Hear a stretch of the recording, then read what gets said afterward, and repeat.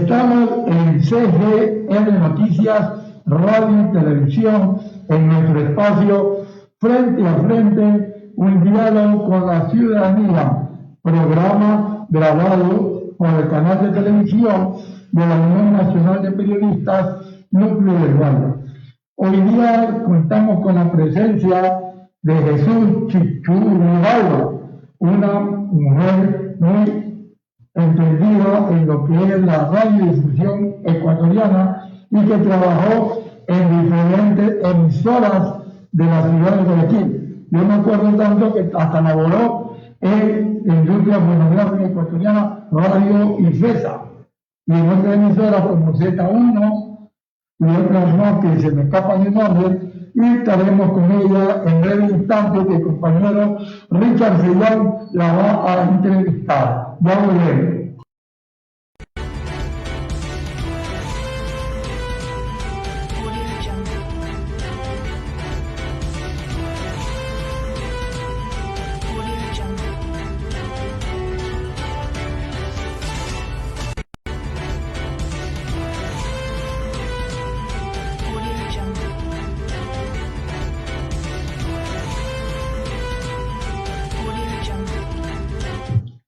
De regreso a nuestro programa Frente a Frente, un diálogo con la ciudadanía. Vamos a tener un diálogo, una entrevista realmente exquisita con una de aquellas privilegiadas voces de la radiodifusión guayaquileña y nacional.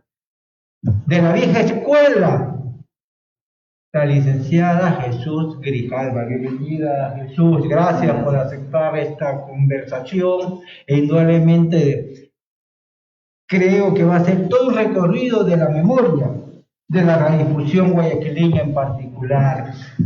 Cuéntenos, en realidad uno cuando era niño, joven, adolescente, escuchaba la radio porque era lo más habitual en el medio, ¿no? Posteriormente, ya a finales de los 60, llega la televisión en blanco y negro, todo, pero antes todo el mundo, la imaginación era la radio. Usted es de esa vieja escuela, ¿no? Cuéntenos, ¿cómo se inició en la radio? Bueno, me inicié, gracias por permitir estar aquí con ustedes.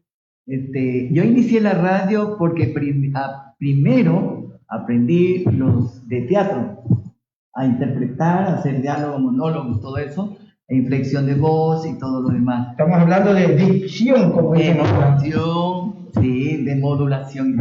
Entonces, yo me fui a aprender y inicié en Radio Católica. Radio Católica en la Capilla del Santísimo. Estaba regido por el padre, en paz descanse, Alfonso Jarrenque.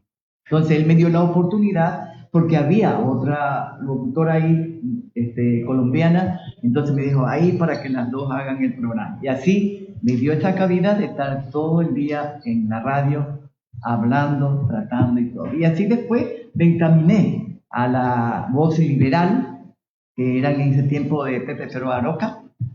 Entonces todo eso era regido también por Ferro Guzmán, todo liberal. También trabajé en Cadena Azul y Blanco, Radio Cóndor, Radio América en las novelas, en Radio Atalaya también. Tuve los profesores que después los encontré en la universidad. Todo, ¿para qué? Bonito, todo bonito para mí. Radio 1, Radio Forever. ¿No? También estuve en Manaví, en Zona Onda. Sí, y en Cuenca también estuve en otra radio haciendo grabaciones. Hablemos de esa época gloriosa de oro de la radio novela, sí, que cautivaba la imaginación de los radioescuchas, como se lo decía, ¿verdad? Bastaba con sintonizarnos y escuchar unas voces, sonidos, y que la imaginación pues de uno volaba, ¿no? Cuéntenos cómo se generaba, cómo se producía ese impacto en los radioescuchas. Ya, las radios antes funcionaban hasta las 12 de la noche. Entonces había un lugar que, por ejemplo, en Radio Atalaya, para pasar las novelas, en ese tiempo estaba Hugo Bernel, Pepe Guerra, Humberto Romero Galvez. Entonces a las 12 empezábamos a hacer las grabaciones para toda una semana, las novelas. Y en los papeles que he interpretado ha sido así como activa, altiva, en Radio América también, esta sí hacíamos directo, todas las noches, a las 8 de la noche, que era lo mismo lo de CRE, que era dirigido por Emilio Díaz, Vicente David Ledesma, también te acuerdas de, ¿cuál es? Paco del Casti, todo esto ellos, El Cividal, todo eso sí hacíamos en vivo, al momento, todas las novelas. Y que de acuerdo le mandaban uno el papel que tiene que hacer y ensayar. Y me acuerdo que en Radio América hice una novela de ciega, hice de cieguita. Entonces mira, según el papel que te da, va el tono de la voz. Correcto, La inflexión que tiene que hacer, cómo trabajar, todo bien bonito, ¿no? Hasta aquí yo me siento contenta, feliz de haber hecho lo que a mí me gustó desde pequeña, leer, la lectura, que yo me acuerdo en la escuela, a uno le enseñaban de todo en la escuela, le enseñaban a cocinar, a coser, a hacer ejercicio, todo eso. Entonces había esa lectura que yo tenía que ir a los demás salones a leer la pizarra. Ah, interesante, imagínate, no, sí, y eso probablemente tenía mucho significado, muchos aprendizajes. Primero te inhibía, ¿no? Te enseñaba a expresarte, ¿no? A tener seguridad, vencer el miedo. Sí, vencer el miedo, porque siempre uno está frente a un micrófono, tú no puedes hablar directamente sin haber ensayado. Entonces, no, ¿para qué? Gracias a Dios, que sí, mis padres me dejaron hacer eso, que es lo que me gustaba. Y en aquellos tiempos de estricto control familiar, sobre todo para la mujer. Para la mujer. Mamá me acompañaba a las novelas. Grabábamos de las 12 de la noche hasta las 3 de la mañana, 6 capítulos para la radio. Las demás novelas sí hacíamos personalmente en CRE, en Radio América, otra radio había noticias, no sé qué otras más. Esos sonidos de puerta abriéndose, los vientos corriéndose. Cierra la puerta, el caballo, hasta el viento se lo escuchaba ahí. No, era maravilloso eso, ¿no? Y eso todo era natural. Exactamente, pero no necesariamente era espontáneo, sino que ya estaba un guión trabajado. Claro, con un guión, claro, el director es el que estaba haciendo todos los efectos. Y vamos, y los actores de la los actores teníamos que leer el papel, cada uno le decía el papel que hacía, entonces uno tenía que leer, y tú sabes que lo que se lee, hay las inflexiones, entonces ya queda bien, tengo el personaje. Me acuerdo que hice de cieguita, me mandaron un libro de un autor que es cieguito, creo. Sí, no me acuerdo bien el nombre. Sí, también. Así mandaban siempre de arriba. Bonito. No, digamos, hay una época de oro, ¿no?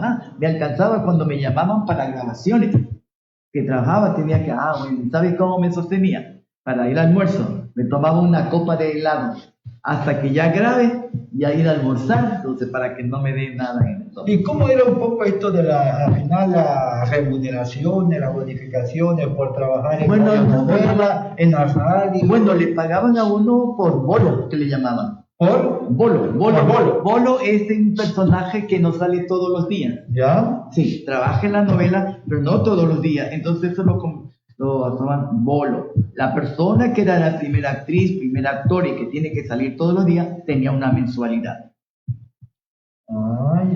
Esa era su remuneración. Sí, para trabajar en novelas. Y ahí trabajar en radio, según las horas que tú tienes que trabajar, la mensualidad que te da. Hablemos de esa una de las grandes radios que siempre me acuerdo, Radio Cóndor. Radio Cóndor también trabajé. ¿No? Bueno, también supongo la escuela de Armando Romero Rojas, es mucho más moderna. ¿No? Bueno, ya para qué te voy a decir, yo de Armando Romero no fui. ¿Ya? Solamente estuve en estas radios toditas, Radio Azul y Blanco, Radio Rocafuerte, Radio Infesta. Estuve en Radio Universal también estuve, en informativo también. En términos de poco, ya para terminar esta conversa exquisita probablemente con Jesús Grijalvo, una de las voces privilegiadas de la radiodifusión guayaquileña y ecuatoriana. para aprendizaje de las nuevas generaciones. ¿Qué mensaje le darías tú, ¿no? a esta juventud un poco hoy día que, bueno, las redes sociales, las plataformas, el mundo digital, los teléfonos inteligentes, los smartphones, pero que indudablemente requieren eso que tú señalabas, templanza, sí, ¿no? ¿Verdad? Hay que dominar, modular sus propias emociones. Sí, ese es una forma de conservar la lectura e interpretar lo que están leyendo, ¿no? Separar, porque hay personas que hablan de corrido, pero hay que ver a la puntuación, las pausas, las preguntas, las respuestas, entonces te sale bonita armonía. Quien no lee, quien interpreta y no comprende, nunca ha leído, ¿no? Esa es la máxima, ¿no? Esta es la manera de enseñar también, enseñar a los alumnos de que yo tenía esa costumbre de que yo nunca he sido la profesora aquí adelante. Correcto. Yo soy la profesora que está en las bancas. Entonces lo que hacía era que yo mandaba a leer tal cosa, pero tenían que explicarme la copia para yo darme cuenta, porque por terminar la lectura se saltaban. Entonces es la puntuación pues, que tiene que tener, el matiz, el énfasis que tiene que hacer a cada acción. Oye, muy amable por tu presencia en este programa Frente a Frente, un diálogo con la ciudadanía. Jesús, gracias. Muchísimas por esa enseñanza y por esta oportunidad. Ha sido un privilegio conversar contigo y ya volvemos en nuestro programa Frente a Frente, un diálogo con la ciudadanía.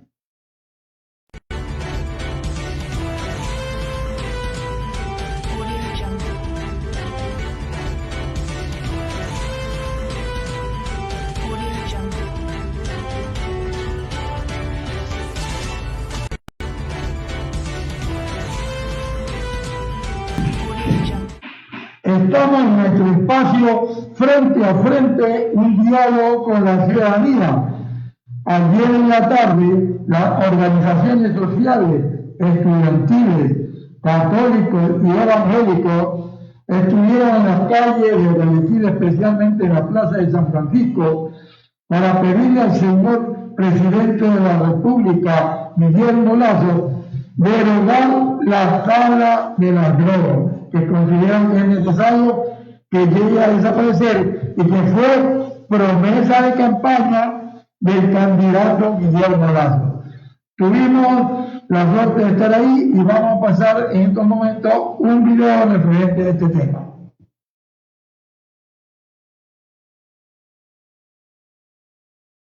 Desde la concepción, amén, sí a la vida, desde la juventud, desde la parte adulta, desde la vida se respeta desde la concepción aquí hasta en las calles de la ciudad de Guayaquil, en que respiramos.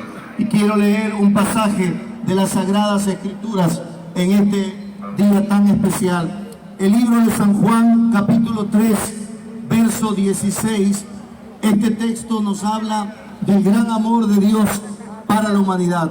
Y nos dice claramente este pasaje de las Sagradas Escrituras que de tal manera amó Dios al mundo que ha dado a su Hijo unigénito para que todo aquel que en él cree no se pierda, mas tenga vida eterna. Y esa vida eterna y esa vida abundante Dios se la ha dado a cada ser humano. Jesucristo pagó con su sangre el precio por nuestros pecados. Y la drogadicción es un pecado terrible, es un daño para la juventud y eso debe ser erradicado. Comienza desde la decisión de cada persona de vivir para Dios y que su cuerpo sea un templo del Espíritu Santo. Y también esa enseñanza debe ser llevada a la familia. Los padres deben cuidar a sus hijos, deben cuidar a toda su generación de que no caiga en este terrible mal que es la drogadicción. Hemos visto cómo muchos jóvenes sufren, cómo niños adolescentes sufren, pero allí es donde la familia tiene que tomar una parte muy importante.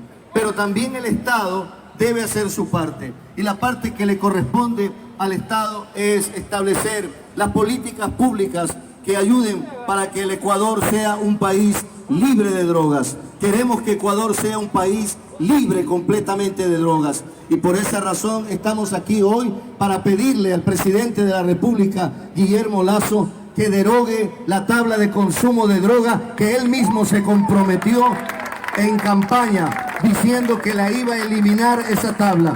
Presidente Lasso, cumpla su palabra y su promesa a los ecuatorianos. Aquí estamos hoy para decirle que su palabra tiene valor, que su palabra es respetable, pero cúmplala. Hoy estamos aquí para decir todo Guayaquil y todos los ecuatorianos que amamos la vida, no más con esa tabla de consumo de droga. Queremos un Ecuador libre de drogas, queremos un Ecuador libre de esa maldición, queremos un Ecuador sano, queremos ver a nuestros jóvenes libres de esa maldición.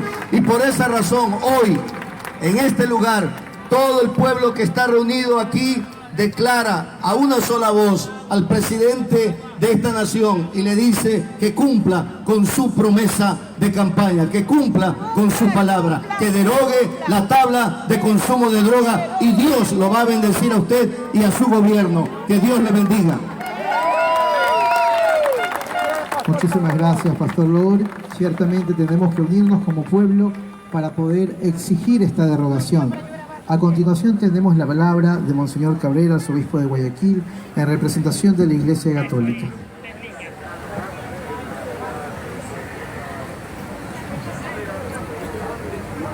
En nombre de esta querida Iglesia Católica de Guayaquil, quiero expresar nuestro apoyo sincero, firme, a estas iniciativas que están en favor de la vida.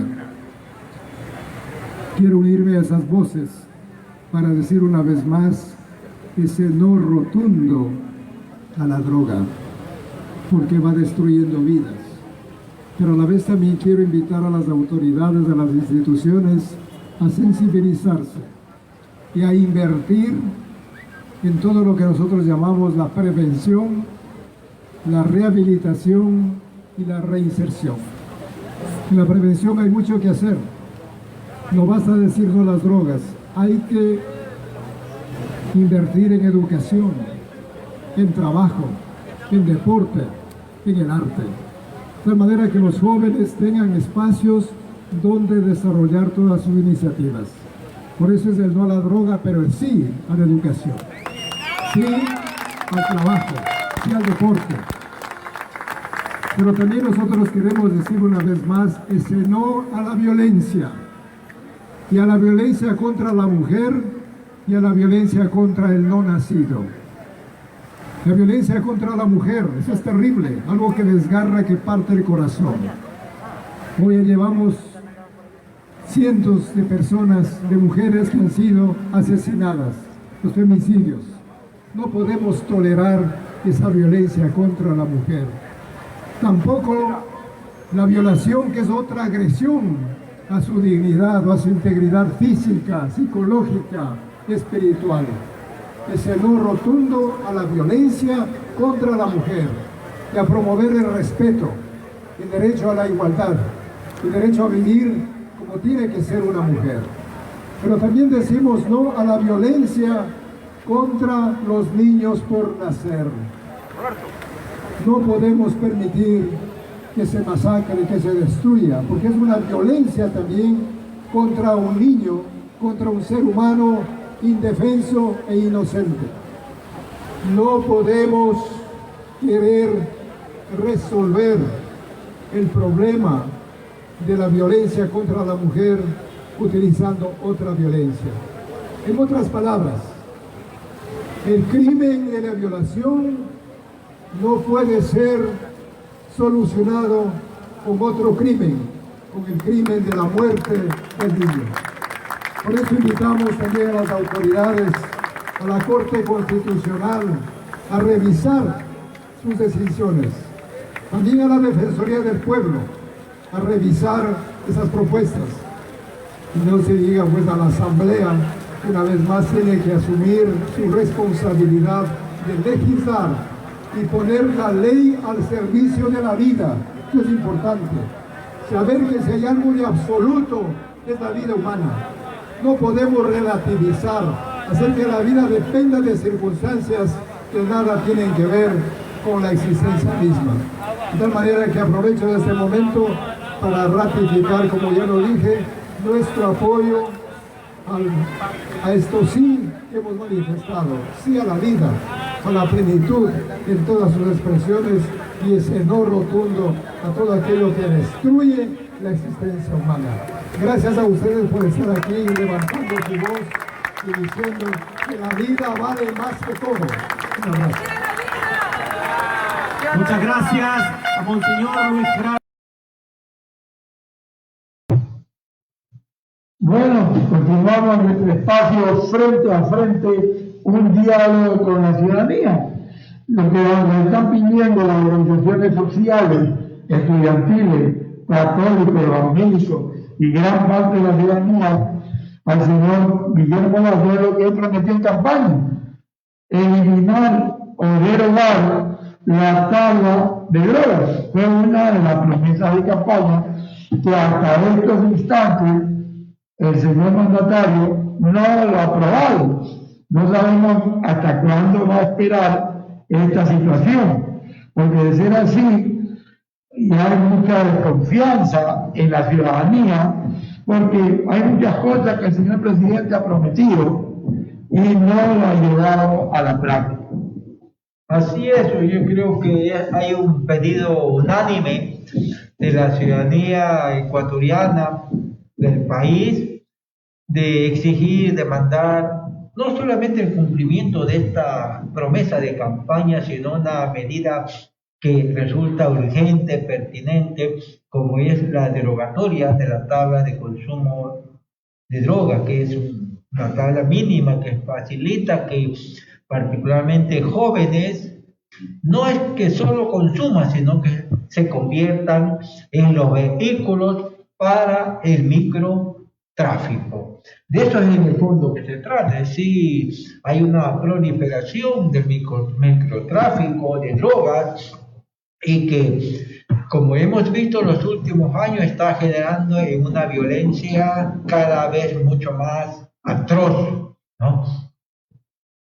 Bandas que se disputan los espacios, las barriadas, las ciudadelas, ¿no? Los distritos, y hay un para controlar la distribución y venta de drogas. Por lo tanto, hay que cortar en sano, ¿no? Esa facilidad, ese espacio, ese agujero negro que se ha abierto con la tabla mínima de consumo de droga. Y el presidente Lazo tiene ese gran desafío de hacerlo ahora, ¿no?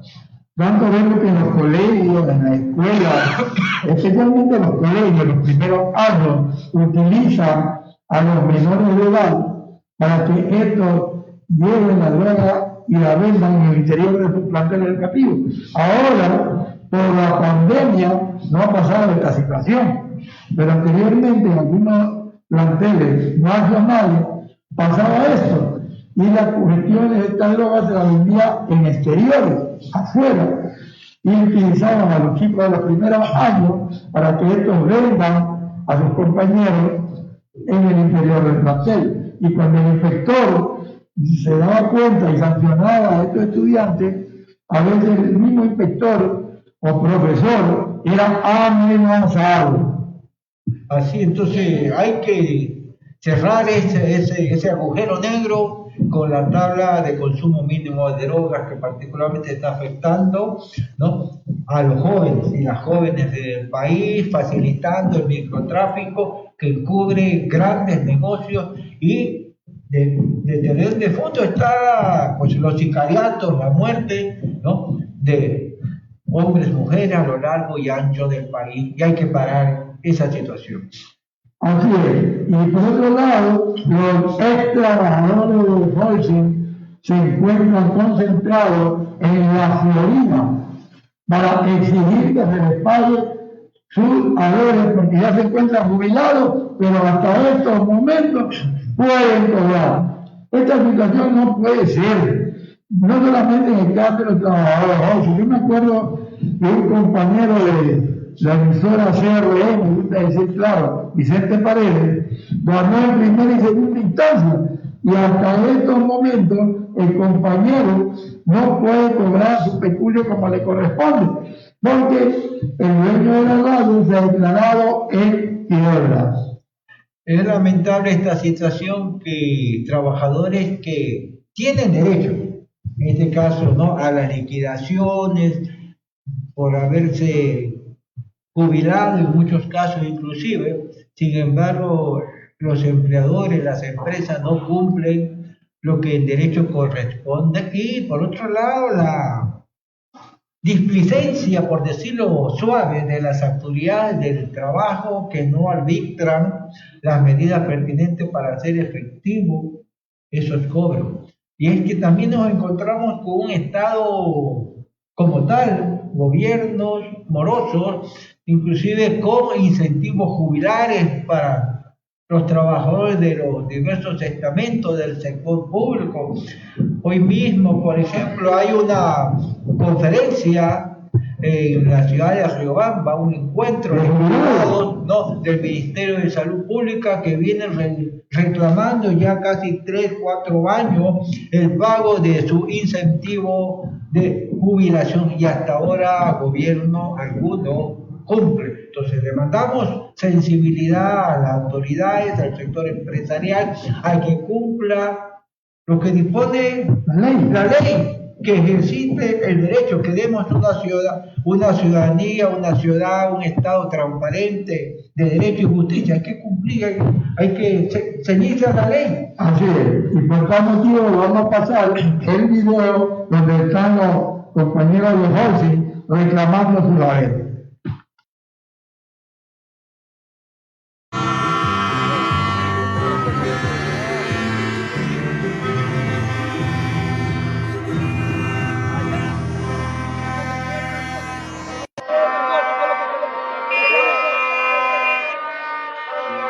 Mis queridos amigos en redes sociales, es un gusto estar con ustedes en este viernes.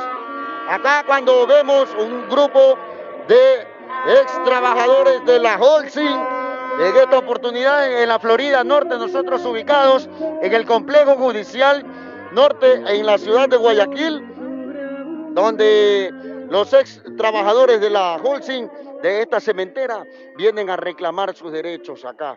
Ahí están con pancartas, con carteles en manos. Señores jueces, dices, señores jueces indolentes, favor tengan misericordia de los 350 jubilados, de los que 150 ya han fallecido, la mitad, imagínense, que hemos esperado 14 tristes y largos años que recién se espera gozar de este derecho. Holcim paga,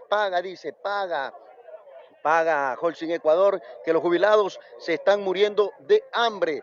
Así describen algunas pancartas acá que estamos viendo en este preciso momento, llevando la información a ustedes acá. Rechazamos el informe presentado por el perito parcializado, dice que hay un perito parcializado. Los ex trabajadores de la Holcim, ya va a hablar esta mañana uno de los abogados, el abogado que representa en esta...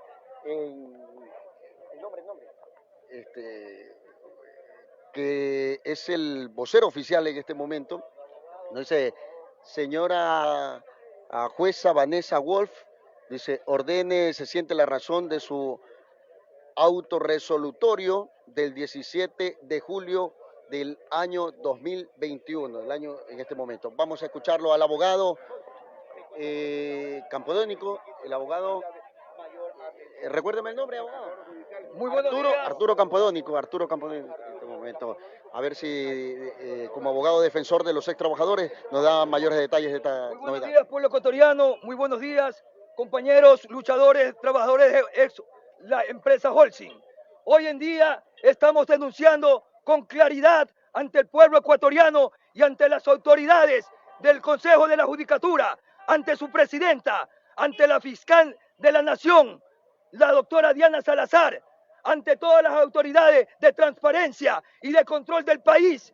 Denunciamos a la abogada Vanessa Wolf Avilés por vulnerar derechos y garantías constitucionales, ya que la Corte Constitucional ordenó el pago de 109 millones de dólares y ella hoy en día solamente ha ordenado en su autorresolutorio no motivado solamente el pago de 12 millones de dólares, compañeros. Ha violentado derechos y garantías constitucionales y esta abogada, Vanessa Wolf Avilés, se ha burlado de la Corte Constitucional y de su sentencia dada en la Corte Constitucional del Ecuador. Ahora, ¿cómo está la situación legal? ¿Cuántos trabajadores de Holcim permanecen en esta lucha? Bueno, son 321 trabajadores que por la ley especial de los 2 centavos están en vigencia, del cual el 65% han fallecido en el transcurso de esta lucha tenaz, titánica que ha tenido contra una empresa multinacional, poderosa, una de las empresas más grandes del país. ¿Cuántos años vienen peleando ustedes y reclamando este derecho? Venimos peleando desde el año 2007 y ya hemos ganado todo. En Corte Constitucional, una sentencia por incumplimiento, porque hubo una sentencia que fue incumplida por una jueza en la Florida también. Y ante eso volvimos a ganar. Nuestro derecho ya lo tenemos adquirido y ganado. Y viene esta juez y vulnera derechos y garantías constitucionales. Ha cometido presunto prevaricato establecido en el 268 del Código Integral Penal. ¿A cuánto asciende lo que es el valor que les adeudan a ustedes por este concepto? Bueno, el valor por este concepto, como lo dije, son 109 millones de dólares. Y hoy en día ni el 8 o 9% ella manda a pagar, favoreciendo a la empresa y perjudicando a todos los jubilados que hoy por derecho constitucional nos atañe. Recuérdenos un poquito la historia, cómo ha pasado, cómo trascendió esto. Bueno, la historia comenzó en el año 1989, cuando el Congreso Nacional propone la ley y es aprobada por el Congreso. La ley establecía que la Holcim era un agente de retención de los 2 centavos y que cada 30 días tenía que depositar esos 2 centavos de la venta del producto del cemento cada mes. Hasta hoy en día no han depositado esos valores y hay un presunto cometimiento de un delito por parte de la empresa Holcim de retención indebida de fondos. ¿Qué saben ustedes? ¿A lo mejor la empresa atraviesa una crisis económica por este tema de la pandemia o qué? Bueno, según las encuestas y las entrevistas que le han hecho a los directivos de Holcim, es una de las empresas que más ha aportado al SRI y están en bonanza, siempre en absoluta bonanza. Lo que no quieren es devolver los dineros, porque la Holcim, lo digo con claridad ante el pueblo ecuatoriano, no tiene que pagar un centavo, lo que tiene es que devolver el dinero que no les pertenece y dinero que es del pueblo ecuatoriano, señores. Antes, ¿cómo se llamaba? Antes era la Cemento Nacional, cambiaron de razón social, ¿eso perjudica al juicio? No, no perjudica en nada porque la sentencia de la Corte Constitucional es muy clara. Todas las empresas que son adjuntas a la industria del cemento tendrán la obligación de devolver los dineros que por derecho corresponde. ¿Qué acciones van a hacer ustedes? Bueno, nosotros ya presentamos nuestras observaciones técnicas ante la Corte Constitucional y esperemos que la Corte Constitucional resuelva esto, destituya a esta juez por vulnerar derechos y garantías constitucionales, por vulnerar una sentencia de Corte Constitucional y por burlarse del máximo organismo de interpretación constitucional y fuera de las acciones administrativas, civiles y penales que nosotros vamos a ejercer como corresponde en derecho. ¿Cuántos ascienden los afectados? ¿Perdón? ¿El número de los afectados? El número de los afectados hasta ahorita son 321 números de afectados. ¿Qué argumentos legales utiliza la jueza para poder bajar tan... Bueno, aquí la Corte Constitucional emitió una sentencia que se llaman las reglas jurisprudenciales, que es el procedimiento constitucional para estas acciones, donde solamente están 14 artículos. Y la Corte le dio 45 días a la juez para que la juez pueda inmediatamente ejecutar su fallo. Han pasado 2 años, señores, y no lo han hecho. Ella ha violado todo argumento. Y les cuento, las reglas jurisprudenciales solamente establecían máximo de 2 peritajes. La señora juez, para favorecer a la empresa Holcim, realizó 4 peritajes. El primer peritaje, que era el segundo y el definitivo, fue el economista Franco, con una cantidad de 109 millones de dólares. Y ella observa este peritaje cuando la regla jurisprudencial establece que el segundo peritaje será el sustento de la duda del juez y tendrá que ejecutarlo de manera inmediata. Y no lo hizo. Ordenó la práctica de un tercer peritaje peritaje que fue de 83 millones de dólares. Y no contenta con eso, para favorecer a la empresa, como que ella fuera perito adscrita del Consejo de la Judicatura, esta jueza, de manera miserable ante los trabajadores, conmina al perito y lo obliga a hacer un peritaje en Sucre, lo que ya la Corte Constitucional declaró sin efecto y declaró la nulidad de todo lo actuado, señores. ¿Han denunciado ante el Consejo de la Judicatura? Hemos denunciado ante el Consejo de la Judicatura y la Presidenta de la Judicatura no dice nada, están en silencio, oídos sordos. Todas las administraciones de este gobierno están en silencio y no dejan que los medios de comunicación intervengan o las autoridades intervengan para que cese la muerte de estos jubilados. ¿Qué esperan ahora, en todo caso, ustedes, los ex trabajadores? Bueno, ahorita la jueza tiene que sentar razón tal como lo establece aquí. Por favor, un lado. Que siente la razón de su autorresolutorio para que la Holcim deposite los 12.500.000 dólares. En el caso de no hacerlo, ¿qué pasará? Nosotros ya tenemos preparado el enjuiciamiento penal por el artículo 282 del Código Integral Penal de decisiones de legítima autoridad competente de 1 a 3 años. Y lo haremos llegar este cometimiento de delito como lo establece la ley ante todos los administradores de Holcim del país y todos sus accionistas a nivel mundial, señores, porque así lo dice la ley. ¿No repite su nombre? Estamos en nuestro espacio frente a frente, un diálogo con la ciudadanía. Hoy en la mañana, Richard, se llevó a cabo una rueda de prensa de los señores de la Asociación de Bares y Discotecas de la provincia de Guayas.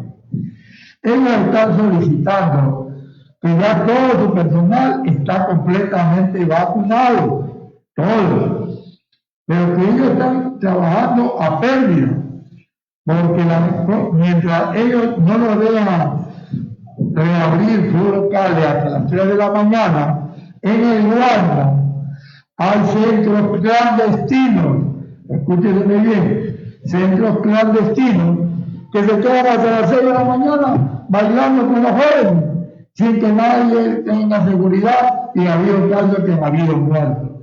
Entonces ellos están pidiendo al presidente de la República, don Guillermo Lazo, que les permita abrir los locales hasta las 3 de la mañana, como se hacía antes.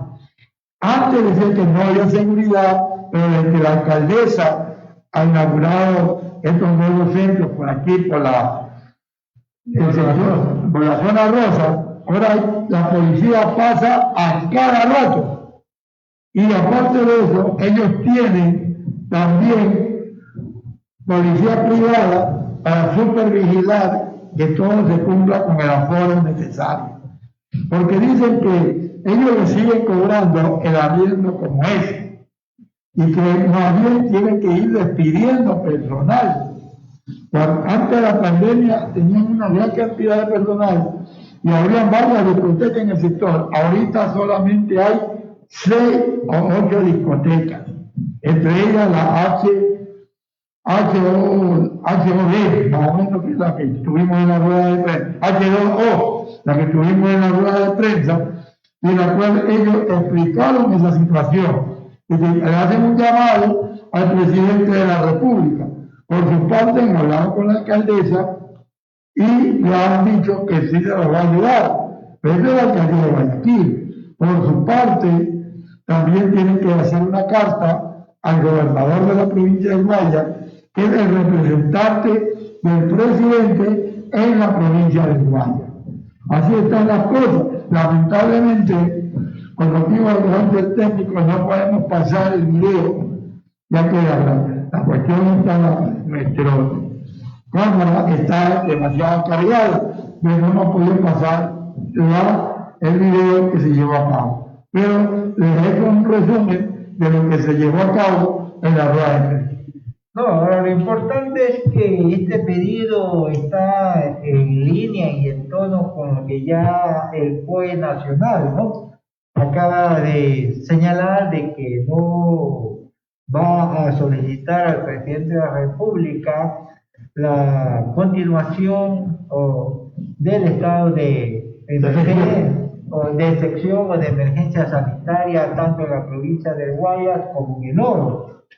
Porque los reportes del Ministerio de Salud Pública, de las diversas unidades de salud, inclusive de los sectores privados, clínicas, están señalando de que el índice de personas atendidas y hospitalizadas en las unidades UCI, como no tan recurrente esta palabra, totalmente ha disminuido casi hasta más del 60-70%. Hay muy pocas personas hospitalizadas atendidas por COVID en el Guayas y en los ríos, en el Oro particularmente. Por lo tanto, tiene que ser un delineamiento, digamos, de las medidas para la reactivación económica ya de otros sectores que todavía estaban un poco restringidos en su funcionamiento. Por ejemplo, ya también para los estadios se acaba de autorizar un 30% de aforo, ¿no? Para que se haga con público el próximo partido de Barcelona, un equipo brasileño, si no mal recuerdo. Almeida. ¿No? Ecuador y Uruguay. Entonces, así mismo debería ser con los otros sectores de la economía, como son los bares y discotecas, que han acarreado el mayor peso de la pandemia, porque son los que han permanecido cerrados, ¿no? Por la restricción del COVID. Entonces, ya toca, claro, y también los artistas que participan de todo este ambiente, ¿no?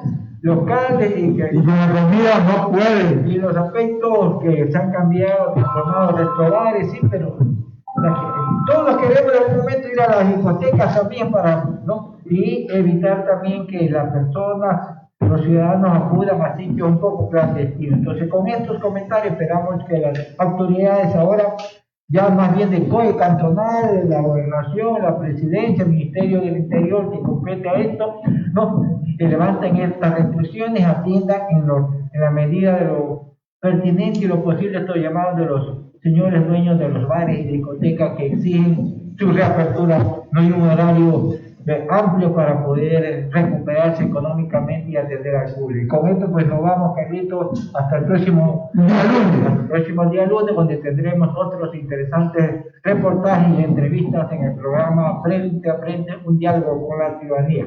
¡Feliz fin de semana! Así es.